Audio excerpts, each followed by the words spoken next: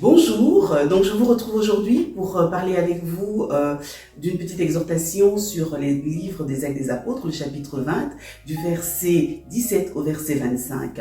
Donc à partir du chapitre 18, Luc, qui est l'auteur du livre des Actes des Apôtres, retrace le parcours du troisième voyage missionnaire de Paul. Dans ce passage-ci, Paul, conduit par le Saint-Esprit, parcourt successivement plusieurs villes par de courts séjours parce qu'il voulait être à Jérusalem le jour de la Pentecôte, comme le Saint-Esprit le lui indiquait.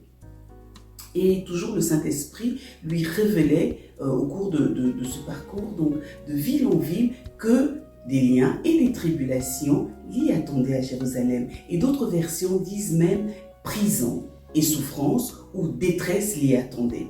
Et malgré la connaissance que Paul avait de ce qu'il attendait à Jérusalem, Paul y va quand même, obéissant au Saint-Esprit et donc à la volonté de Dieu.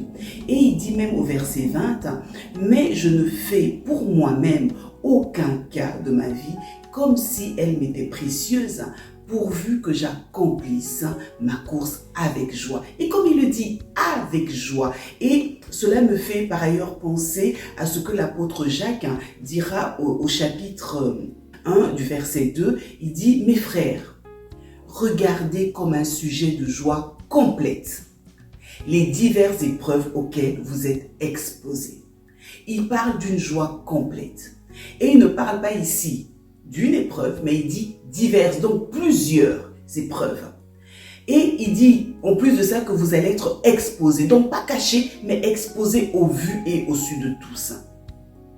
J'exclus ici les épreuves qui sont consécutives à la désobéissance, à la volonté ou à la parole de Dieu. Mais je parle ici de celles qui sont permises par le Seigneur lui-même. Le Seigneur ne prend aucun plaisir à nous voir souffrir pendant l'épreuve. Par ailleurs, il traverse l'épreuve avec nous. Et savoir justement par la foi qu'il est avec nous dans l'épreuve doit nous rassurer. Comme le dit le psalmiste, quand je traverse la vallée de l'ombre de la mort, ta houlette et ton bâton me rassurent. La houlette et le bâton qui sont en fait la représentation de la présence même du bon berger, donc de notre Seigneur durant ce parcours. Et on doit se dire que nous sommes comme des diamants bruts qui doivent être taillés pour refléter l'éclat de leur beauté. Par ailleurs, je suis aussi admirative par la marche par l'esprit ou la marche selon l'esprit de Paul.